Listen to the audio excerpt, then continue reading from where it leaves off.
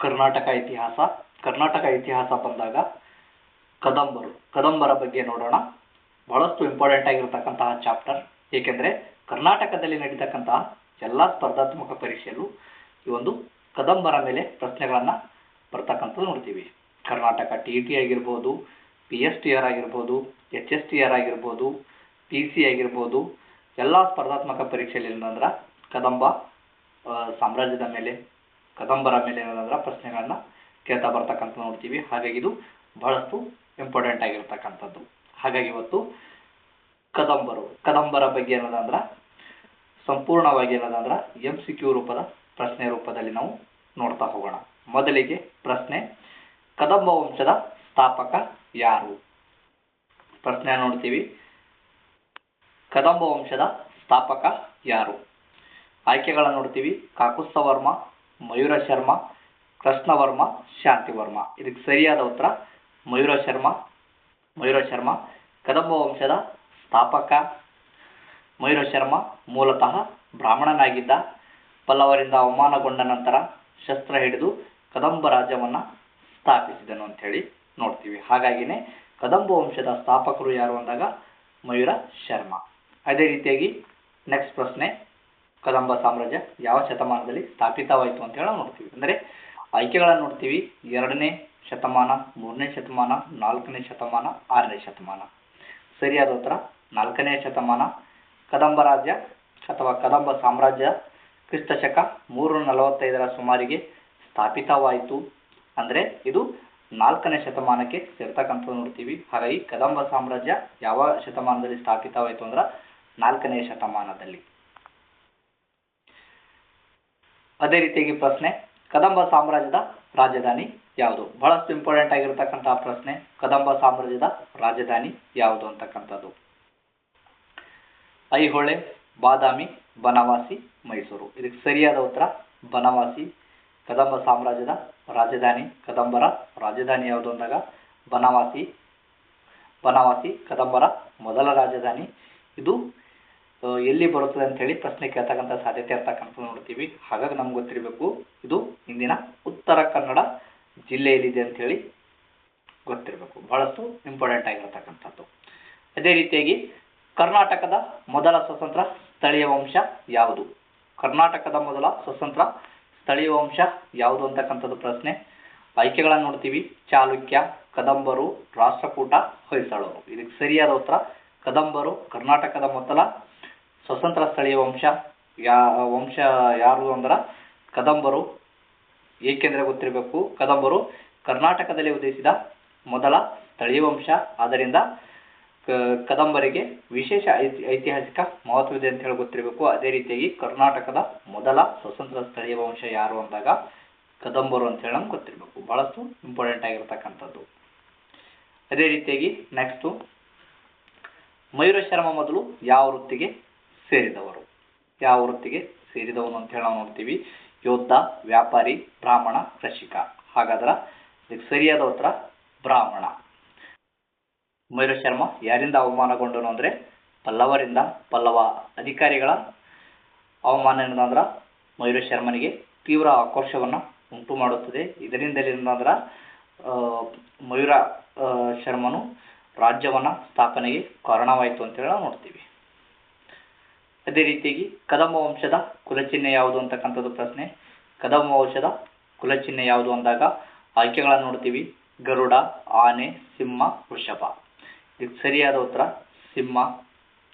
ಕದಂಬ ವಂಶದ ಕುಲಚಿಹ್ನೆ ಅಂದಾಗ ಸಿಂಹ ಅಂದಾಗ ಸಿಂಹವು ಶೌರ್ಯ ಮತ್ತು ಶಕ್ತಿಯ ಸಂಕೇತ. ಹಾಗಾಗಿ ಇದನ್ನು ಕದಂಬರು ತಮ್ಮ ಕುಲಚಿಹ್ನೆಯಾಗಿ ಬಳಸಿದ್ದರು. ಹಾಗಾದ್ರೆ ಪ್ರಶ್ನೆ ಕೇಳ್ತಕ್ಕಂಥದ್ದು ಕದಂಬ ವಂಶದ ಕುಲಚಿಹ್ನೆ ಯಾವುದು ಅಂದಾಗ ಸಿಂಹ. ಪ್ರಶ್ನೆ ನೋಡ್ತೀವಿ. ಕದಂಬರ ಶಾಸನ ಭಾಷೆಗಳು ಯಾವುವು ಅಥವಾ ಕದಂಬರು ಬಳಸಿದ ಶಾಸನಗಳ ಭಾಷೆ ಯಾವುದು ಅಂತಕ್ಕಂಥದ್ದು. ಆಯ್ಕೆಗಳನ್ನು ನೋಡ್ತೀವಿ. ತಮಿಳು, ಪ್ರಾಕೃತ, ಕನ್ನಡ ಮಾತ್ರ, ಕನ್ನಡ ಮತ್ತು ಸಂಸ್ಕೃತ. ಈ ಒಂದು ಪ್ರಶ್ನೆಯನ್ನ ಇತ್ತೀಚೆಗೆ ನನ್ನ ಸ್ಪರ್ಧಾತ್ಮಕ ಪರೀಕ್ಷೆಯಲ್ಲಿ ನಾವು ಈ ಒಂದು ಪ್ರಶ್ನೆಯನ್ನ ಬಂದಿರತಕ್ಕಂಥದ್ದು ನೋಡ್ತೀವಿ. ಕದಂಬರ ಶಾಸನಗಳನ್ನ ಭಾಷೆಗಳು ಯಾವುವು ಅಥವಾ ಕದಂಬರು ಬಳಸಿದ ಶಾಸನಗಳ ಭಾಷೆಗಳು ಯಾವುವು ಅಂತೇಳಿ ಪ್ರಶ್ನೆ ಕೇಳ್ತಕ್ಕಂಥದ್ದು ನೋಡ್ತೀವಿ. ಹಾಗಾಗಿ ಬಹಳಷ್ಟು ಇಂಪಾರ್ಟೆಂಟ್ ಆಗಿರ್ತಕ್ಕಂಥ ಪ್ರಶ್ನೆ ಇದು. ಹಾಗಾದ್ರೆ ಇದಕ್ಕೆ ಸರಿಯಾದ ಉತ್ತರ ಆಗ್ತಕ್ಕಂಥದ್ದು ಆಪ್ಷನ್ ನಂಬರು 4 ಅಥವಾ ಆಪ್ಷನ್ ಡಿ ಅಂತ ಇದಕ್ಕೆ ಸರಿಯಾದ ಉತ್ತರ. ಕದಂಬರು ಕನ್ನಡ ಭಾಷೆಗೆ ರಾಜಶ್ರಯವನ್ನು ನೀಡಿದರು. ಜೊತೆಗೆ ಸಂಸ್ಕೃತವು ಏನದಂದ್ರೆ ಅಧಿಕೃತವಾಗಿ ಬಳಕೆಯಾಗಿತ್ತು ಅಂತ ಹೇಳಿ ನೋಡ್ತೀವಿ. ಹಾಗಾಗಿ ಕದಂಬರು ಶಾಸನಗಳ ಭಾಷೆ ಯಾವುದು ಅಂದ್ರೆ ಕನ್ನಡ ಮತ್ತು ಸಂಸ್ಕೃತ. ಪ್ರಶ್ನೆ, ಕದಂಬ ವಂಶದ ಅತ್ಯಂತ ಶಕ್ತಿಶಾಲಿ ರಾಜ ಯಾರು? ಕದಂಬ ವಂಶದ ಅತ್ಯಂತ ಶಕ್ತಿಶಾಲಿ ರಾಜ ಯಾರು ಅಂತಕ್ಕಂಥದ್ದು ಪ್ರಶ್ನೆ. ಆಯ್ಕೆಗಳನ್ನು ನೋಡ್ತೀವಿ. ಮಯೂರ ಶರ್ಮ, ಕಾಕುತ್ಸ ವರ್ಮ, ಕೃಷ್ಣವರ್ಮ, ಮೃಗೇಶ ವರ್ಮ. ಇದಕ್ಕೆ ಸರಿಯಾದ ಉತ್ತರ ಕಾಕುತ್ಸ ವರ್ಮ. ಕಾಕುತ್ಸ ವರ್ಮನ ಕಾಲದಲ್ಲಿ ಕದಂಬ ಸಾಮ್ರಾಜ್ಯ ಉತ್ತುಂಗಕ್ಕೆ ತಲುಪಿತು. ಅವನು ಸಮರ್ಥ ಆಡಳಿತಗಾರನಾಗಿದ್ದ ಅಂತ ಹೇಳಿ ನೋಡ್ತೀವಿ. ಹಾಗಾಗಿ ಕದಂಬ ವಂಶದ ಅತ್ಯಂತ ಶಕ್ತಿಶಾಲಿ ರಾಜ್ಯ ಯಾರು ಅಂದಾಗ ಕಾಕುತ್ಸ ವರ್ಮ. ಯಾರ ಒಂದು ಕಾಲದಲ್ಲಿ ಕದಂಬ ಸಾಮ್ರಾಜ್ಯ ಉತ್ತುಂಗಕ್ಕೆ ತಲುಪಿತು ಅಂದ್ರೆ ಕಾಕುತ್ಸ ವರ್ಮನ ಕಾಲದಲ್ಲಿ ಅಂತ ಹೇಳಿ ನೆನಪಿರಬೇಕು. ಕಾಕುತ್ಸ ವರ್ಮ ಪ್ರಸಿದ್ಧನಾದನು ಯಾವುದಕ್ಕಾಗಿ? ಆಯ್ಕೆಗಳನ್ನು ನೋಡ್ತೀವಿ. ಕೇವಲ ಯುದ್ಧಕ್ಕಾಗಿ, ವಾಣಿಜ್ಯಕ್ಕಾಗಿ, ವೈವಾಹಿಕ ರಾಜತಾಂತ್ರಿಕ ಸಂಬಂಧಕ್ಕಾಗಿ, ಶಾಸನ ಬರವಣಿಗೆಗಾಗಿ ಅಂತಕ್ಕಂಥದ್ದು ಆಯ್ಕೆಗಳು. ಹಾಗಾದ್ರೆ ಇದಕ್ಕೆ ಸರಿಯಾದ ಉತ್ತರ ಕಾಕುತ್ಸ ವರ್ಮ ಪ್ರಸಿದ್ಧನಾಗಿದ್ದು ಯಾವುದಕ್ಕಂದ್ರೆ ವೈವಾಹಿಕ ರಾಜತಾಂತ್ರಿಕ ಸಂಬಂಧ. ಇಲ್ಲಿರ್ತಕ್ಕಂಥ ಆಯ್ಕೆಗೆ ಸರಿಯಾದ ಉತ್ತರ ಆಗ್ತಕ್ಕಂಥದ್ದು ಆಪ್ಷನ್ ನಂಬರ್ ಸಿ. ಕಾಕುತ್ಸ ವರ್ಮನು ಗುಪ್ತರ ಮತ್ತು ಇತರ ವಂಶಗಳೊಂದಿಗೆ ವೈವಾಹಿಕ ಸಂಬಂಧವನ್ನು ಬೆಳೆಸಿದನು. ಇದರಿಂದ ರಾಜ್ಯದ ಪ್ರಭಾವ ಹೆಚ್ಚಾಯಿತು ಅಂತ ಹೇಳಿ ನೋಡ್ತೀವಿ. ಹಾಗಾಗಿ ಕಾಕುತ್ಸ ವರ್ಮ ಪ್ರಸಿದ್ಧನಾಗಿದ್ದನು ಯಾವುದಕ್ಕಂದಾಗ ಇದಕ್ಕೆ ಸರಿಯಾದ ಉತ್ತರ ಆಗ್ತಕ್ಕಂಥದ್ದು ವೈವಾಹಿಕ ರಾಜತಾಂತ್ರಿಕ ಸಂಬಂಧ ಅಂತಕ್ಕಂಥದಕ್ಕೆ ಸರಿಯಾದ ಉತ್ತರ. ಪ್ರಶ್ನೆ, ಕದಂಬರ ಪ್ರಮುಖ ಧರ್ಮ ಯಾವುದು? ಕದಂಬರ ಪ್ರಮುಖ ಧರ್ಮ ಯಾವುದು ಅಂತಕ್ಕಂಥದ್ದು ಪ್ರಶ್ನೆ. ಆಯ್ಕೆಗಳನ್ನು ನೋಡ್ತೀವಿ. ಬೌದ್ಧ, ಜೈನ, ಹಿಂದೂ, ಇಸ್ಲಾಂ ಅಂತಕ್ಕಂಥದ್ದು. ಹಾಗಾದರೆ ಸರಿಯಾದ ಉತ್ತರ ಆಪ್ಷನ್ ನಂಬರ್ ಸಿ, ಹಿಂದೂ ಅಂತಕ್ಕಂಥದ್ದು. ಕದಂಬರ ಪ್ರಮುಖ ಧರ್ಮ ಯಾವುದು ಅಂದಾಗ ಹಿಂದೂ ಧರ್ಮ. ಅದೇ ರೀತಿಯಾಗಿ ಕದಂಬರು ವೈದಿಕ ಹಿಂದೂ ಧರ್ಮವನ್ನು ಪೋಷಿಸಿದರು ಅಂತೇಳಿ ನೋಡ್ತೀವಿ. ಹಾಗಾದ್ರೆ ಇವರು ಶಿವ ಮತ್ತು ವಿಷ್ಣು ದೇವರ ಆರಾಧನೆ ಏನಂದ್ರೆ ಹೆಚ್ಚಾಗಿತ್ತು ಅಂತೇಳಿ ನೋಡ್ತೀವಿ. ಅದೇ ರೀತಿಯಾಗಿ ಕದಂಬರ ಕಾಲದ ಪ್ರಸಿದ್ಧ ದೇವಾಲಯಗಳು ಯಾವುವು? ಕದಂಬರ ಕಾಲದ ಪ್ರಸಿದ್ಧ ದೇವಾಲಯಗಳು ಯಾವುವು ಅಂತಕ್ಕಂಥದ್ದು ಪ್ರಶ್ನೆ. ವಿರೂಪಾಕ್ಷ, ಮಧುಕೇಶ್ವರ, ಹಳೇಬೀಡು, ಕೇಶವ. ಇದಕ್ಕೆ ಸರಿಯಾದ ಉತ್ತರ ಆಯ್ಕೆ ನಂಬರ್ 2ನೇದು ಆಪ್ಷನ್ ನಂಬರ್ ಬಿ ಇದಕ್ಕೆ ಸರಿಯಾದ ಉತ್ತರ ಮಧುಕೇಶ್ವರ. ಹಾಗಾದ್ರೆ ಬನವಾಸಿಯ ಮಧುಕೇಶ್ವರ ದೇವಾಲಯ ಕದಂಬ ಕಾಲಕ್ಕೆ ಸೇರಿದೆ ಅಂತ ಹೇಳಿ ನಮ್ಗೆ ಗೊತ್ತಿರಬೇಕು. ಇದು ಕದಂಬರ ಧಾರ್ಮಿಕ ಶ್ರದ್ಧೆಯ ಸಂಕೇತ ಅಂತ ಹೇಳಿ ನಮ್ಗೆ ಗೊತ್ತಿರಬೇಕು. ಫಸ್ಟ್ ಇಂಪಾರ್ಟೆಂಟ್ ಆಗಿರ್ತಕ್ಕಂಥ ಪ್ರಶ್ನೆ, ಕದಂಬ ಶಿಖರದ ವಿಶೇಷತೆ ಏನು? ಆಯ್ಕೆಗಳನ್ನು ನೋಡ್ತೀವಿ. ಗುಂಬಜಾಕಾರ, ವೃತ್ತಾಕಾರ ಆಕಾರ, ಹಂತ ಹಂತವಾಗಿ ಏರಿದ ಶಿಖರ, ಸಮತಟ್ಟಾದ ಮೇಲ್ಛಾವಣಿ ಅಂತ ಹೇಳಿ ನೋಡ್ತೀವಿ. ಇದಕ್ಕೆ ಸರಿಯಾದ ಉತ್ತರ ಹಂತ ಹಂತವಾಗಿ ಏರಿದ ಶಿಖರ ಅಂತಕ್ಕಂಥದ್ದು ನೋಡ್ತೀವಿ. ಇದಕ್ಕೆ ಸರಿಯಾದ ಉತ್ತರ ಕದಂಬ ಶಿಖರದ ವಿಶೇಷತೆ ಏನು ಅಂದಾಗ ಹಂತ ಹಂತವಾಗಿ ಏರಿದ ಶಿಖರ ಅಂತೇಳಿ ನೋಡ್ತೀವಿ. ಅಂದ್ರೆ ಕದಂಬರ ಶಿಖರ ಏನದಂದ್ರೆ ಹಂತ ಹಂತವಾಗಿ ಮೇಲಕ್ಕೇರುವ ವಿನ್ಯಾಸವನ್ನ ಹೊಂದಿದೆ. ಇದು ಏನದಂದ್ರೆ ಕದಂಬ ವಾಸ್ತು ಶೈಲಿಯ ವಿಶಿಷ್ಟ ಲಕ್ಷಣ. ಹಾಗಾದ್ರೆ ಕದಂಬರ ವಾಸ್ತುಶೈಲಿಯ ವಿಶಿಷ್ಟ ಲಕ್ಷಣ ಅಂತ ಹೇಳಿ ಕೂಡ ಪ್ರಶ್ನೆಯನ್ನ ಕೇಳ್ತಕ್ಕಂಥದ್ದು ನೋಡ್ತೀವಿ. ಹೇಗೆ ಅಂದ್ರೆ ಕದಂಬರ ಶಿಖರ ಹಂತ ಹಂತವಾಗಿ ಮೇಲಕ್ಕೇರುವ ವಿನ್ಯಾಸವನ್ನ ಹೊಂದಿದೆ. ಇದನ್ನೇನಂತೇಳಿ ಕರೀತಾರಂದ್ರ ಕದಂಬರ ವಾಸ್ತುಶೈಲಿಯ ವಿಶಿಷ್ಟ ಲಕ್ಷಣ ಅಂತೇಳಿ ಕರೀತಕ್ಕಂಥದ್ದು ನೋಡ್ತೀವಿ. ಹಾಗಾಗಿ ನಮ್ಗೆ ಗೊತ್ತಿರಬೇಕು ಕದಂಬ ಶಿಖರದ ವಿಶೇಷತೆ ಏನು ಅಂದಾಗ ಹಂತ ಹಂತವಾಗಿ ಏರಿದ ಶಿಖರ ಅಂತಕ್ಕಂಥದ್ದು. ಅದೇ ರೀತಿಯಾಗಿ ತಾಳಗುಂದ ಶಾಸನ ಯಾರಿಗೆ ಸೇರಿದೆ? ಬಹಳಷ್ಟು ಇಂಪಾರ್ಟೆಂಟ್ ಆಗಿರತಕ್ಕಂಥ ಪ್ರಶ್ನೆ. ಒಂದು ಪ್ರಶ್ನೆ ಏನಂದ್ರೆ ಸ್ಪರ್ಧಾತ್ಮಕ ಪರೀಕ್ಷೆಯಲ್ಲಿ ಕೇಳ್ತಕ್ಕಂಥದ್ದು ನೋಡ್ತೀವಿ. ಇದು ರಿಪೀಟೆಡ್ ಕ್ವಶನ್ ಆಗ್ತಕ್ಕಂಥದ್ದು ನೋಡ್ತೀವಿ. ಬಹಳಷ್ಟು ಬಾರಿ ಪರೀಕ್ಷೆಯಲ್ಲಿ ಬರ್ತಕ್ಕಂಥ ಒಂದು ಪ್ರಶ್ನೆ. ತಾಳಗುಂದ ಶಾಸನ ಯಾರಿಗೆ ಸೇರಿದೆ ಅಂತಕ್ಕಂಥದ್ದು. ಆಯ್ಕೆಗಳನ್ನು ನೋಡ್ತೀವಿ. ಕಾಕುತ್ಸ ವರ್ಮ, ಕೃಷ್ಣವರ್ಮ, ಮಯೂರ ಶರ್ಮ, ಶಾಂತಿವರ್ಮ. ಹಾಗಾದ್ರೆ ಇದಕ್ಕೆ ಸರಿಯಾದ ಉತ್ತರ ಆಪ್ಷನ್ ನಂಬರ್ 3ನೇದು ಮಯೂರ ಶರ್ಮ. ತಾಳಗುಂದ ಶಾಸನದಲ್ಲಿ ಮಯೂರ ಶರ್ಮನ ಜೀವನ ಮತ್ತು ರಾಜ್ಯ ಸ್ಥಾಪನೆಯ ವಿವರವನ್ನ ಒಳಗೊಂಡಿದೆ ಅಂತ ಹೇಳಿ ನಮ್ಗೆ ಗೊತ್ತಿರಬೇಕು. ಅದೇ ರೀತಿಯಾಗಿ ಇದು ಕದಂಬರ ಬಗ್ಗೆ ತಿಳಿಸ್ತಕ್ಕಂತಹ ಪ್ರಮುಖ ಐತಿಹಾಸಿಕ ಮೂಲ ಅಂತ ಹೇಳಿ ನಮ್ಗೆ ಗೊತ್ತಿರಬೇಕು. ಅದೇ ರೀತಿಯಾಗಿ ಬಹಳಷ್ಟು ಇಂಪಾರ್ಟೆಂಟ್ ಆಗಿರ್ತಕ್ಕಂಥ ಪ್ರಶ್ನೆ ಇದು ಕೂಡ, ಕದಂಬರು ಯಾರ ಸಮಕಾಲೀನವರು? ಆಯ್ಕೆಗಳನ್ನು ನೋಡ್ತೀವಿ. ಮೌರ್ಯರು, ಪಲ್ಲವರು, ಜೋಳರು, ಹೊಯ್ಸಳರು. ಕದಂಬರು ಯಾರ ಸಮಕಾಲೀನವರು ಅಂತಕ್ಕಂಥದ್ದು. ಇದಕ್ಕೆ ಸರಿಯಾದ ಉತ್ತರ ಆಪ್ಷನ್ ನಂಬರ್ 2ನೇದು ಅಥವಾ ಆಪ್ಷನ್ ನಂಬರ್ ಬಿ, ಪಲ್ಲವರು. ಕದಂಬರು ಪಲ್ಲವರ ಸಮಕಾಲೀನವರು. ಇವರ ನಡುವೆ ಸಂಘರ್ಷಗಳು ನಡೀತಕ್ಕಂಥದ್ದು ನೋಡ್ತೀವಿ. ಹಾಗೆ ನಮ್ಗೆ ಗೊತ್ತಿರಬೇಕು, ಕದಂಬರು ಯಾರ ಸಮಕಾಲೀನವರು ಅಂದಾಗ ಪಲ್ಲವರ ಸಮಕಾಲೀನವರು. ಪ್ರಶ್ನೆ, ಕದಂಬ ಸಾಮ್ರಾಜ್ಯದ ಅವಧಿ ಸುಮಾರು ಎಷ್ಟು? ಕದಂಬ ಸಾಮ್ರಾಜ್ಯದ ಅವಧಿ ಎಷ್ಟು ವರ್ಷ ಇವರು ಆಳ್ವಿಕೆಯನ್ನ ಮಾಡಿದರು ಅಂತಕ್ಕಂಥದ್ದು ನೋಡೋದಾದ್ರೆ 50 ವರ್ಷ, 100 ವರ್ಷ, 200 ವರ್ಷ, 500 ವರ್ಷ. ಕದಂಬ ಸಾಮ್ರಾಜ್ಯದ ಅವಧಿ ಬಂದ್ಬಿಟ್ಟು ಸುಮಾರು 200 ವರ್ಷಗಳು. ಕದಂಬ ವಂಶವು ಸುಮಾರು 2 ಶತಮಾನಗಳ ಕಾಲ ಆಳ್ವಿಕೆಯನ್ನ ನಡೆಸಿತು. ನಂತರ ಏನಂದ್ರೆ ಚಾಲುಕ್ಯರ ಪ್ರಾಬಲ್ಯ ಹೆಚ್ಚಾಯಿತು ಅಂತ ಹೇಳಿ ನಾವು ನೋಡ್ತೀವಿ. ಅಂದ್ರೆ ಕದಂಬ ಸಾಮ್ರಾಜ್ಯದ ಅವಧಿ ಸುಮಾರು ಎಷ್ಟು ಅಂದಾಗ, ಅಥವಾ ಕದಂಬ ವಂಶವು ಸುಮಾರು ಎಷ್ಟು ಶತಮಾನಗಳ ಕಾಲ ಆಳ್ವಿಕೆಯನ್ನ ನಡೆಸಿತು ಅಂತ ಕೇಳಿದ್ರು ಕೂಡ ನಮ್ಗೆ ಗೊತ್ತಿರಬೇಕು. ಎಷ್ಟು ಅಂದಾಗ 200 ವರ್ಷ.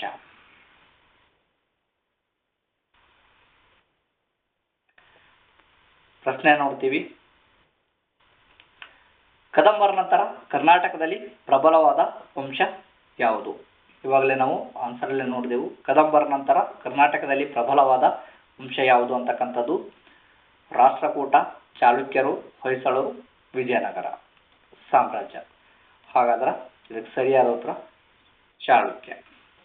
ಕದಂಬರ ನಂತರ ಬಾದಾಮಿಯ ಚಾಲುಕ್ಯರು ಕರ್ನಾಟಕದಲ್ಲಿ ಅಧಿಕಾರಕ್ಕೆ ಬಂದರು. ಅವರು ದೊಡ್ಡ ಸಾಮ್ರಾಜ್ಯವನ್ನ ನಿರ್ಮಿಸಿದರು ಅಂತ ಹೇಳಿ ನಮ್ಗೆ ಗೊತ್ತಿರಬೇಕು. ಕದಂಬರ ನಂತರ ಯಾವ ಸಾಮ್ರಾಜ್ಯ ಅಧಿಕಾರಕ್ಕೆ ಬಂದರು ಅಂತೇಳಿ ಬಹಳಷ್ಟು ಇಂಪಾರ್ಟೆಂಟ್ ಆಗಿರತಕ್ಕಂಥ ಪ್ರಶ್ನೆ. ಹಾಗಾಗಿ ಗೊತ್ತಿರಬೇಕು ಯಾರು ಅಂದ್ರ ಚಾಲುಕ್ಯರು, ಬಾದಾಮಿಯ ಚಾಲುಕ್ಯರು. ಅದೇ ರೀತಿಯಾಗಿ ಕದಂಬರ ಆಡಳಿತ ವ್ಯವಸ್ಥೆ ಹೇಗಿತ್ತು? ಕದಂಬರ ಆಡಳಿತ ವ್ಯವಸ್ಥೆ ಹೇಗಿತ್ತು? ಜನತಂತ್ರ, ಗಣರಾಜ್ಯ, ರಾಜ್ಯಶಾಸನ, ವಸಾಹತು. ಹಾಗಾದರೆ ಸರಿಯಾದ ಉತ್ತರ ಆಪ್ಷನ್ ನಂಬರ್ 3ನೇದು, ಆಪ್ಷನ್ ಸಿ. ಇದಕ್ಕೆ ಸರಿಯಾದ ಉತ್ತರ ರಾಜ್ಯ ಶಾಸನ ಅಂತಕ್ಕಂಥದ್ದು. ಅಂದ್ರೆ ಕದಂಬರಲ್ಲಿ ರಾಜನೇ ಆಡಳಿತ ಕೇಂದ್ರ ಬಿಂದು. ಎಲ್ಲಾ ಅಧಿಕಾರವು ಯಾರ ಕೈಲಿ ಇರ್ತಿತ್ತು ಅಂದ್ರೆ ಕದಂಬರ ಆಡಳಿತ ವ್ಯವಸ್ಥೆಯಲ್ಲಿ ರಾಜನ ಕೈಯಲ್ಲಿ ಇರ್ತಾ ಇತ್ತು ಅಂತ ಹೇಳಿ ನಮ್ಗೆ ಗೊತ್ತಿರಬೇಕು. ಇದನ್ನ ಏನಂತ ಕರೀತಾರೆ ಅಂದ್ರೆ ರಾಜ್ಯ ಶಾಸನ ಅಂತೇಳಿ ಕರೀತಕ್ಕಂಥದ್ದು ನೋಡ್ತೀವಿ.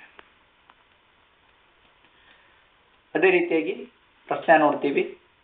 ಕದಂಬರ ಪ್ರಮುಖ ಕೊಡುಗೆ ಯಾವ ಕ್ಷೇತ್ರದಲ್ಲಿ? ಪ್ರಶ್ನೆನ ಇನ್ನೊಂದು ಬಾರಿ ನೋಡೋದಾದ್ರೆ, ಕದಂಬರ ಪ್ರಮುಖ ಕೊಡುಗೆ ಯಾವ ಕ್ಷೇತ್ರದಲ್ಲಿ? ನೌಕಾಯಾನ, ಕನ್ನಡ ಭಾಷೆ, ಅರಮನೆ ಚಿತ್ರಕಲೆ, ಸಂಗೀತ. ಹಾಗಾದ್ರೆ ಬಹಳಷ್ಟು ಇಂಪಾರ್ಟೆಂಟ್ ಆಗಿರ್ತಕ್ಕಂಥದ್ದು ಪ್ರಶ್ನೆ.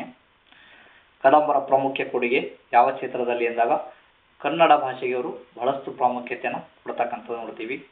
ಹಾಗಾದ್ರೆ ಇವರ ಒಂದು ಕಾಲದಲ್ಲಿ ಏನಂದ್ರೆ ಕನ್ನಡಕ್ಕೆ ರಾಜ್ಯಶ್ರೇಯ ನೀಡಿದ ಮೊದಲ ವಂಶ ಯಾವುದು ಅಂದಾಗ ಕದಂಬರು.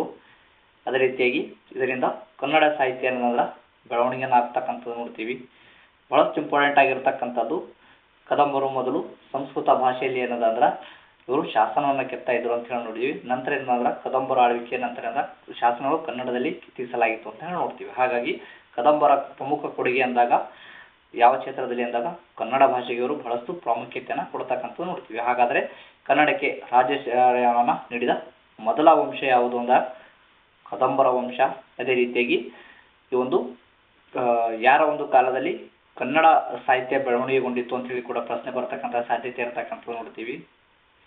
ಹಾಗಾಗಿ ಬಹಳಷ್ಟು ಇಂಪಾರ್ಟೆಂಟ್ ಆಗಿರತಕ್ಕಂಥದ್ದು ನೆನಪಿನಲ್ಲಿ ಇಟ್ಕೋಬೇಕು. ಯಾರು ಅಂದಾಗ ಕದಂಬರ ಕಾಲದಲ್ಲಿ. ಅದೇ ರೀತಿ ಕನ್ನಡ ಸಾಹಿತ್ಯದ ಬೆಳವಣಿಗೆ ಕಂಡಿತ್ತು ಯಾರ ಕಾಲದಲ್ಲಿ ಅಂದಾಗ ಕದಂಬರ ಕಾಲದಲ್ಲಿ.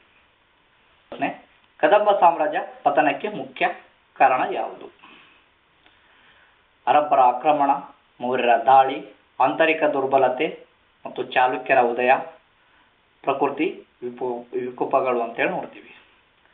ಇದಕ್ಕೆ ಸರಿಯಾದ ಉತ್ತರ ಆಂತರಿಕ ದುರ್ಬಲತೆ ಮತ್ತು ಚಾಲುಕ್ಯರ ಉದಯ ಅಂತಕ್ಕಂಥದಕ್ಕೆ ಸರಿಯಾದ ಉತ್ತರ. ಕದಂಬ ಸಾಮ್ರಾಜ್ಯ ಪತನಕ್ಕೆ ಅಥವಾ ಕದಂಬ ಸಾಮ್ರಾಜ್ಯ ಕೊನೆಗಾಣಕ್ಕೆ ಮುಖ್ಯ ಕಾರಣ ಯಾವುದು ಅಂದಾಗ ಆಂತರಿಕ ದುರ್ಬಲತೆ ಮತ್ತು ಚಾಲುಕ್ಯರ ಉದಯ ಅಂತೇಳಿ ನಾವು ನೋಡ್ತೀವಿ.